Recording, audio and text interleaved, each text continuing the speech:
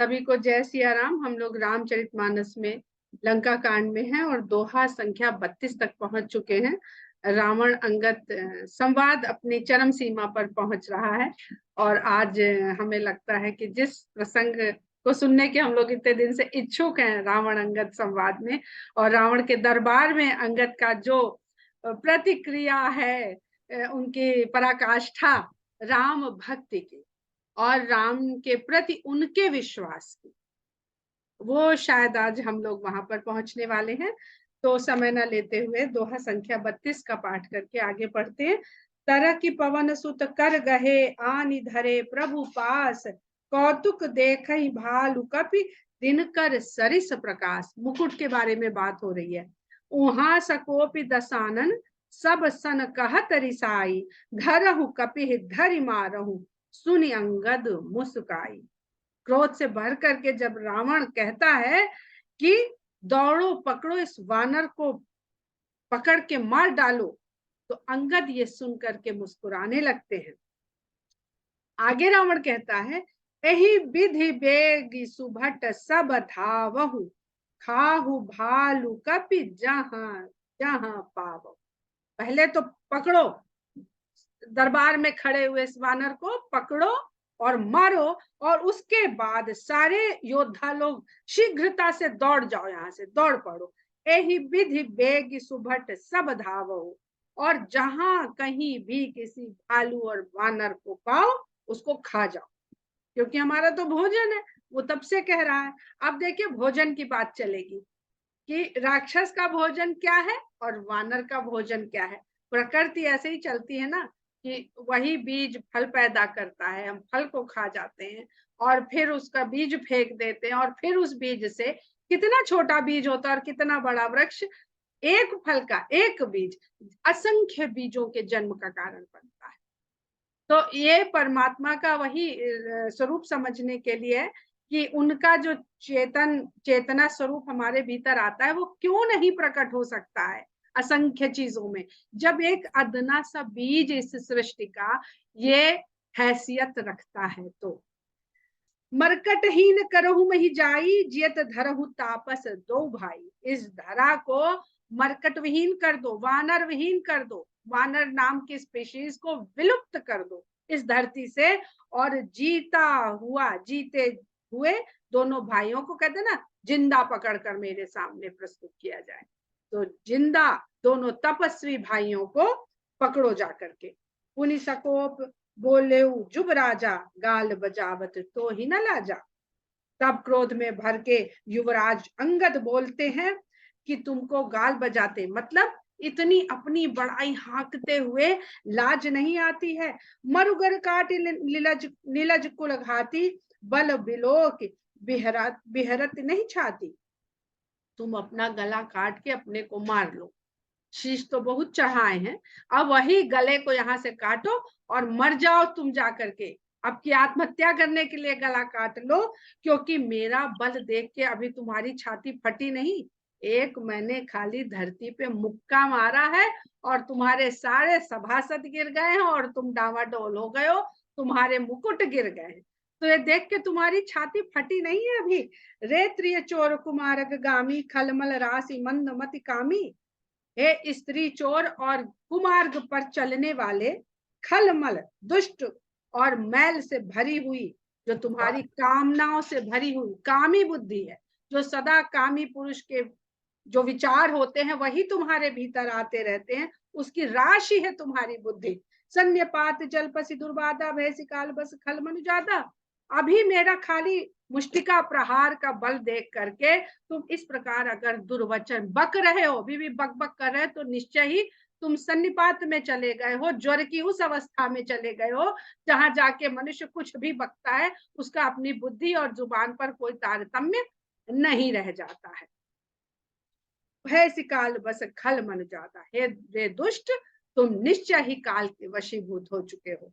या को फल पा वही गो आगे, बानर भालू चपेटन ही लागे। राम मनुज बोलत असिबानी, गिरहि न तव रसना अभिमानी।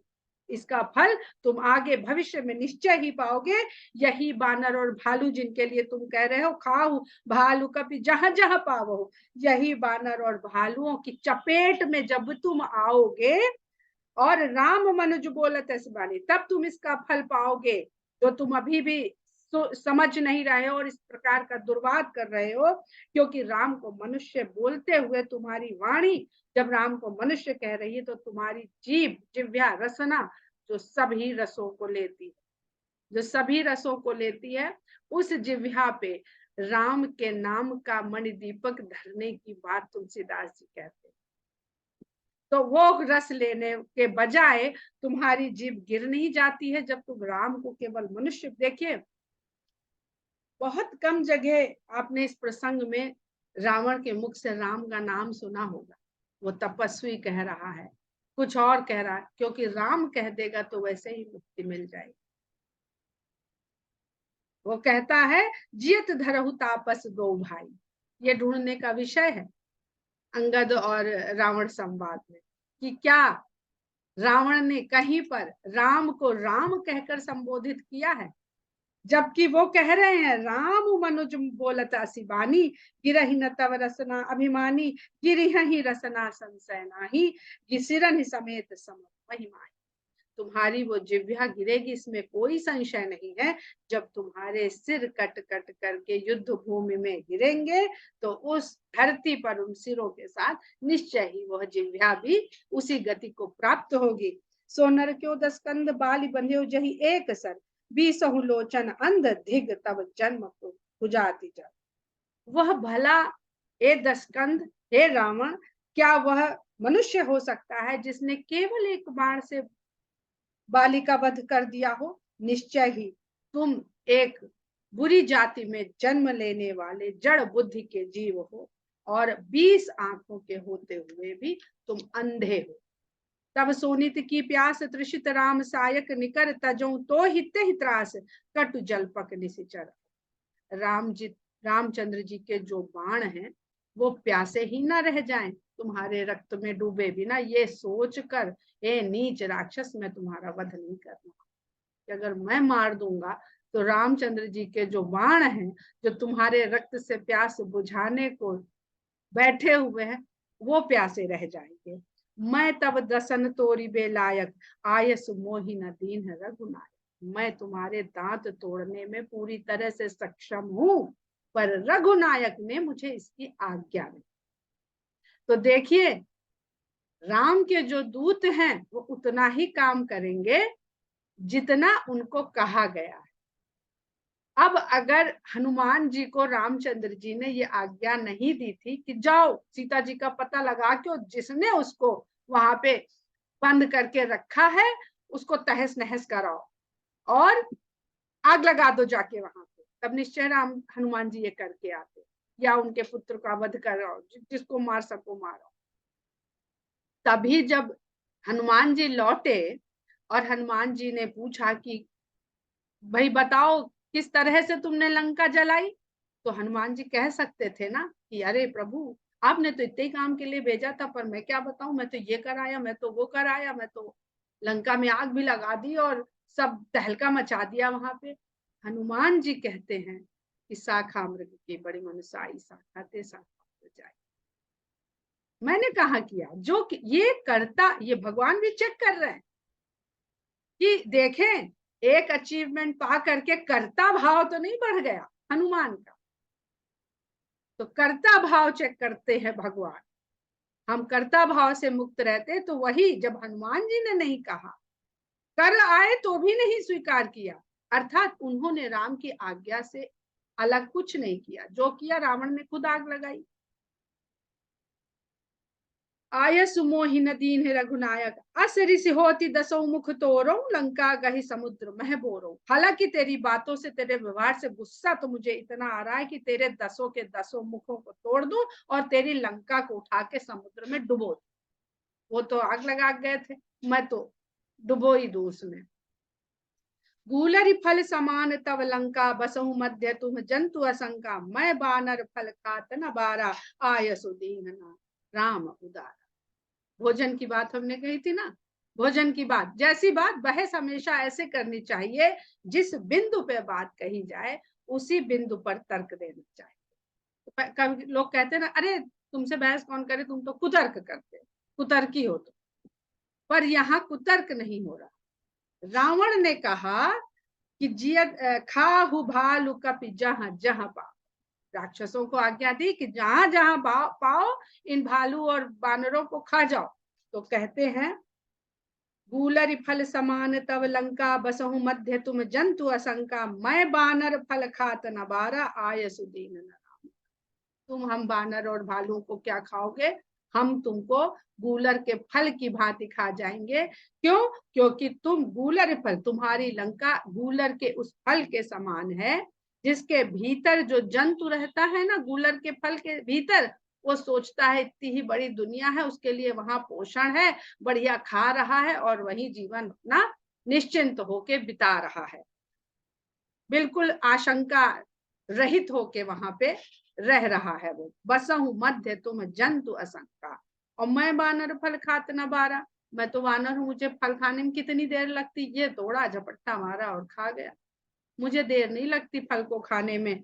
पर मैं इसलिए नहीं खा रहा हूं क्योंकि आयसु दीन न राम उदार, उदार हृदय वाले राम ने ऐसी आज्ञा नहीं दी है। हनुमान जी ने फल खाए हैं, मैं नहीं खाऊंगा, तो हनुमान जी को सीता जी से पहले आज्ञा लेनी। राम और सीता में कोई भेद नहीं, तो सीता जी की आज्ञा लेके ही उन्होंने फल खाए हैं, तो मैं किससे आज्ञा लूं, मैं तो यहाँ खड़ा हुआ हूँ।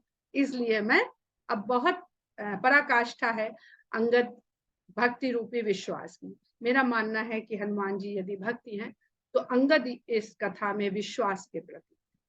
जुगति सुनति रावण मुस्काई, मूढ़ सिखई कह बहुत झुटाई, बाली न कबहु गाल असमारा, मिल तपसिन भय भय सिलबारा।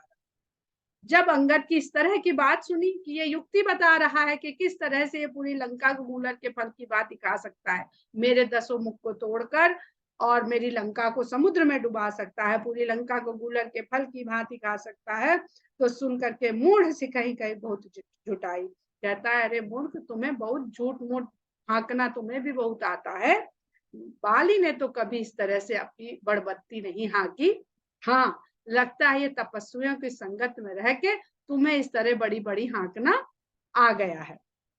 साचे हूं मैं लबार भुज बीहा, जो न उपारी हूं तब 10 जीहा। तो अंगद कहते हैं, तुम सत्य ही कहते हो, मैं बहुत बड़ बोला हूं, मैं बहुत हाँकने वाला हूं।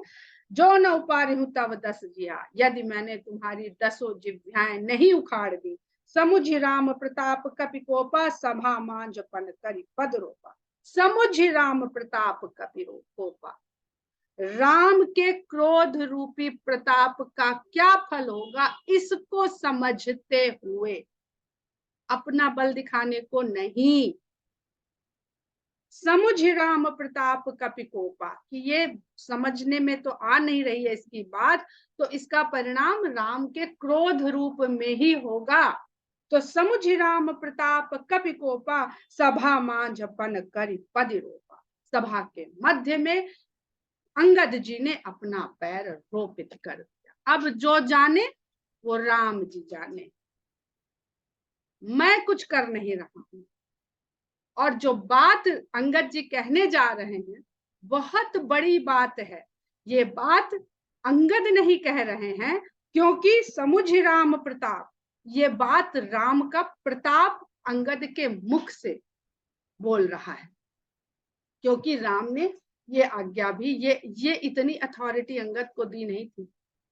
राम ने कभी किसी को इस तरह का निर्देश दिया ही नहीं, अपनी बुद्धि विवेक से सिचुएशन को हैंडल करने के लिए ही उन्होंने स्वतंत्र छोड़ा।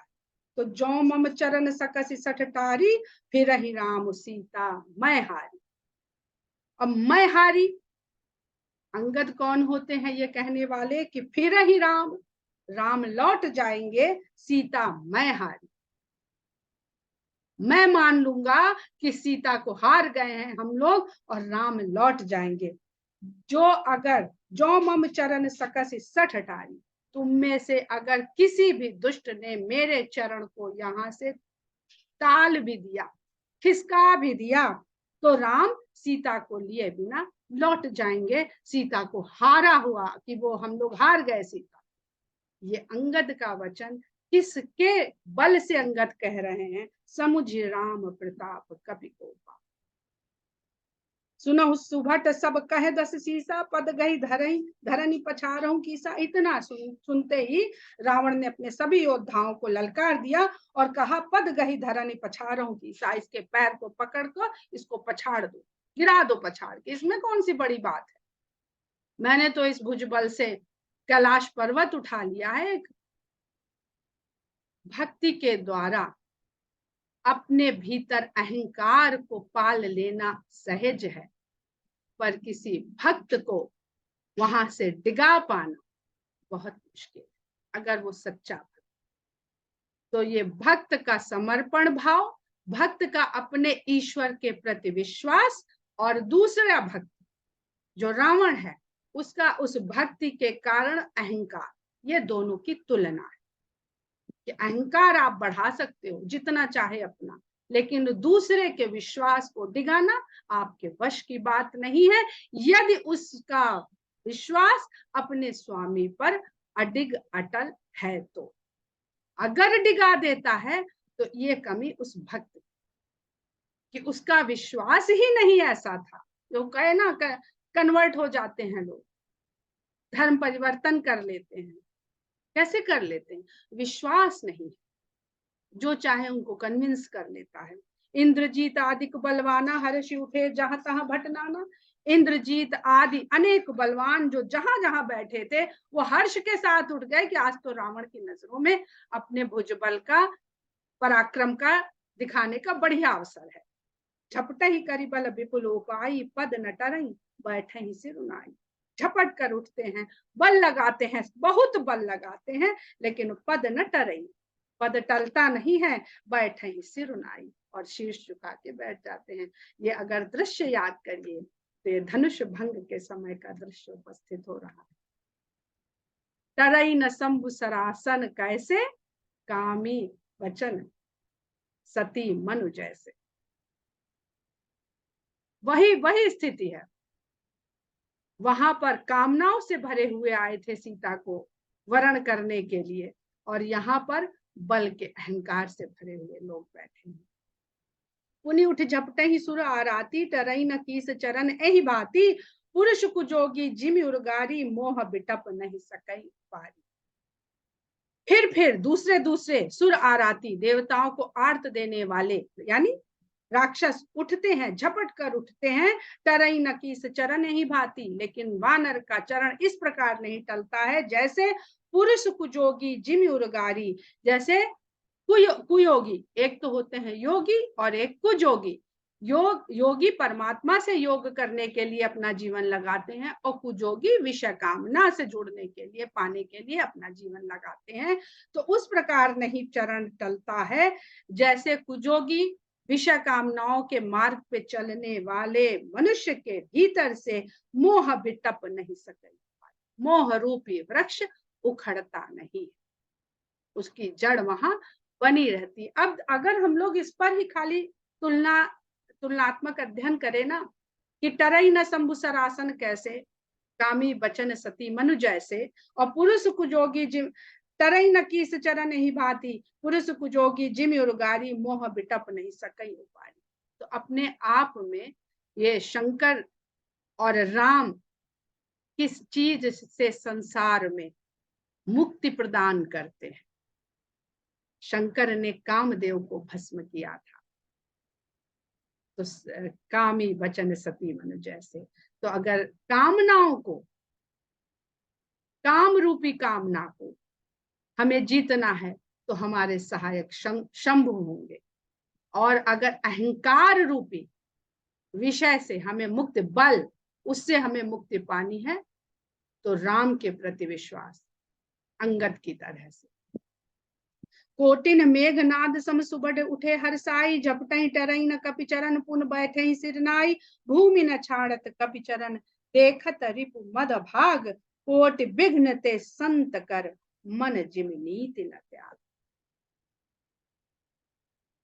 करोड़ों मेघनाद के समान योद्धा हर्ष के साथ उठते हैं, झपट कर अंगद का चरण पकड़ते हैं और पुनः शीश नवाकर, शीश झुकाकर अपनी जगह में लौट के बैठ जाते हैं। लेकिन अंगद का चरण भूमि को छोड़ता ही नहीं है। इस प्रकार दुश्मन का मद, बल का मद भाग जाता है और कोटि विघ्नते संत कर मन जिम नीति न त्याग। जैसे संत का मन नीति को नहीं त्यागता है, उसको फंसाने के लिए करोड़ों विघ्न बाधाएं डाल दी जाए। ये भी अध्यात्म के दोनों पक्षों को समझने के लिए है। शंकर और राम इस जीवन में अगर हम पूरी कथा में देखते हैं या कहीं भी दर्शन के हिसाब से देखते हैं तो राम चलायमान है, शंकर स्थित है, ध्यान मग्न है। तो जब ध्यान मग्न होते हैं तो मन विचरण करने लगता है, और मन विचरण करने लगता है, उस मन को राम की बात, मैंने एक लिखा था ना कि वनवासी राम मनवासी राम, तो वनवासी राम मनवासी राम है। दरअसल इस मन को वन बना लो और वहां राम को वनवास दे दो, तो राम कहाँ रहेंगे? उस मन में वास करने लगेंगे 14 वर्ष तक। और 14 प्रकार के जो व्यक्ति बताए गए हैं जो मरे हुए के समान हैं, इन सभी राक्षस रूपी 14 लोगों को, सेना भी 14,000 की थी, खरदूषण की सेना भी 14,000 की थी। तो ये 14 शब्द के पीछे क्या है?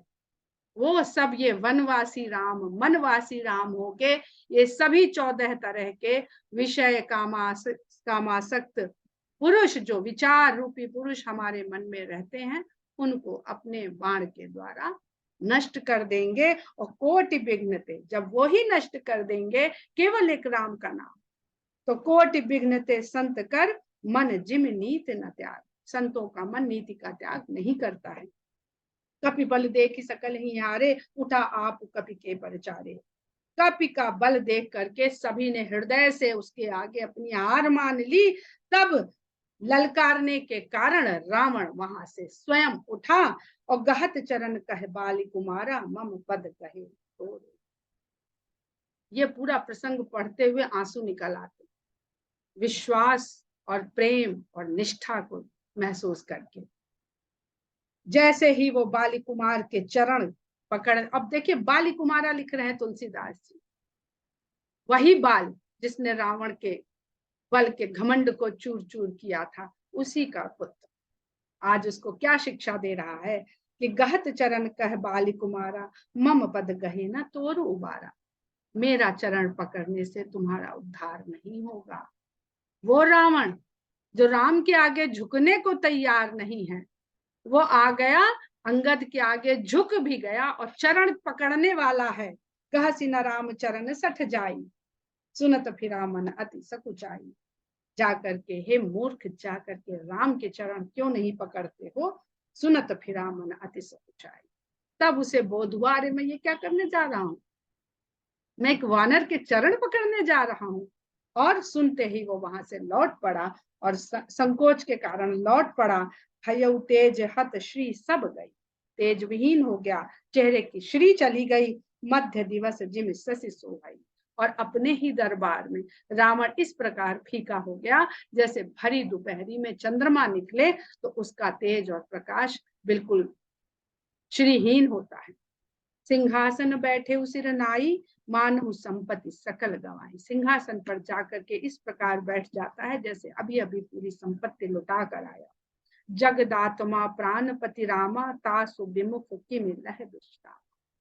जो पूरे विश्व की आत्मा है और पूरे विश्व के प्राणों के स्वामी हैं, ऐसे राम से विमुख हुए जीव को भला विश्राम कैसे मिल सकता है?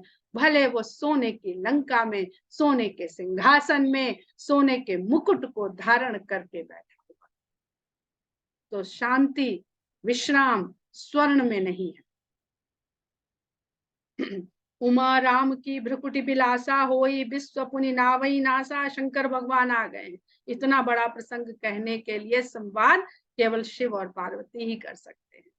तो शंकर भगवान कहते हैं कि हे उमा, जिस राम की भ्रुकुटी विलास से विश्व होता है, हो ही विश्व, विश्व होता है और पुनः नाश को प्राप्त हो जाता है, यानी उपजता है और फिर विलीन हो जाता है। तृणते कुलिस कुलिस तृण करई तासु दूत पन कहु की मिटर। जो तिनके को वज्र और वज्र को तिनका कर सकता है, ऐसे राम के दूत के प्रण को भला कोई टाल सकता है। देखिए, पग नहीं लिखते हैं तुलसीदास जी, एक एक शब्द ध्यान देने योग्य। ये भी लिख सकते थे, दास दूत पग कहु की मिटा रही। वो कहना क्या चाहते हैं पग को प्रतीक रूप बना करके। छंद में भी, मात्रा में भी चौपाई की कोई फर्क नहीं आ रहा है, पर समझने की आवश्यकता है कि वो पग, वो पन प्रण है, वो पद नहीं है, वो पग नहीं है, वो प्रण है। तो ऐसे राम के दूत के प्रण को भला कौन टाल सकता है। हम लोग बहुत जल्दी, अच्छा ये काम नहीं हो रहा है, हमने ये फलाना व्रत किया था या फलानी जगह की दर्शन की मनौती मांगी थी, पूरा हो गया, हम तुरंत अपना रास्ता बदल लेते हैं और वहां की मनौती मांग, यहाँ चलो ये हम भी आजमाते। इच्छाएं, इच्छाएं हमको कमजोर बनाती। उन्हीं का, और जबकि तुलसीदास जी ने कह दिया है कि कोटि विघ्न ते संत कर मन जिमि नीत न त्याग। छोटे मोटे विघ्न से हम लोग, विघ्न भी नहीं है, इच्छा पूरी नहीं हो रही है, विघ्न आ जाएंगे तो पता नहीं क्या करते हम लोग। सब तरह तरह के यज्ञ अनुष्ठान करवाने लगते हैं, जो जो बता देता है इतने हजार लगेगा वो भी करवा लेंगे। तो पुण्य कहे कपि पुण्य कपि कही नीति विधि, पुण्य कपि कही नीति विधि नाना मानन ताहि कालुनी अराना। इसके बाद भी अंगद जी ने बड़ी नीति पूर्वक बातें विभिन्न प्रकार की कह के उसको समझाने का प्रयास किया, लेकिन क्योंकि काल के निकट पहुंच रहा है रावण, इसलिए वो मानने को सुनने को तैयार नहीं है। रिपु मद मथि प्रभु सुजस सुनायो। दुश्मन के अहंकार को मथ करके और भगवान के सुंदर यश को वहां सुना करके यह कही चलो बाली नृप जायो। बाली का जाया हुआ पुत्र यह कहकर वहां से लौटता है। हतऊ न खेत खिलाई खिलाई तो ही अबही का करूं बढ़ाई। प्रथम ही तासु तनय कपि मारा सो सुनि रावण भयउ दुखारा। जातु धान अंगद पन देखी भय व्याकुल सब भय। वहां कह के आता है कि तुझे युद्ध भूमि में खिला खिला कर नहीं मारा तो देखना, मैं अब यहाँ पे अपनी बड़ाई कुछ करने के लिए नहीं रुकूंगा। पहले भी तुम्हारे पुत्र को एक वानर मार के चला गया था, तब तुमने क्या कर लिया था। इतना सुन के रावण फिर से दुखी हो गया और जितने राक्षस थे वो अंगद का यह प्रण देख करके, जिस प्रण के साथ वो आया था, भला प्रण टलता कैसे, क्योंकि वो तो कह बैठे थे कि जो मम चरण सकसी सठटारी फिर ही राम सीता मैं हारी। ये प्रण टलता कैसे। इस प्रण को तो साधने वाले, रक्षा करने वाले राम ही हैं। तो सारे राक्षस अंगद का यह प्रण देख करके मन ही मन में भयभीत और व्याकुल हो गए। रिपु बल धरश हर्ष कपि बाल तनय बल पुंज पुलक शरीर नयन जल कहे राम पद कंज।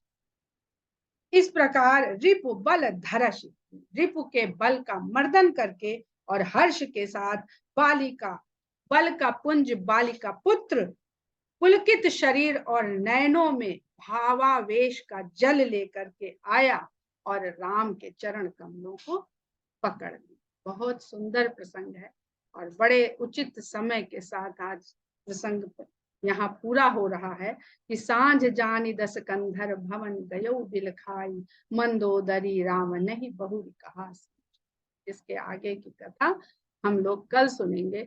अभी इसी के आनंद में रहते हैं कि अंगद जी किस प्रकार रावण की सभा से लौटे हैं और किस तरह के जेस्चर के साथ वो भगवान राम के चरण पकड़ रहे हैं। ये चरण पकड़ने से मेरे चरणों को रावण की भरी सभा में कोई तिल भर भी खिसका न सका। ये भावना है।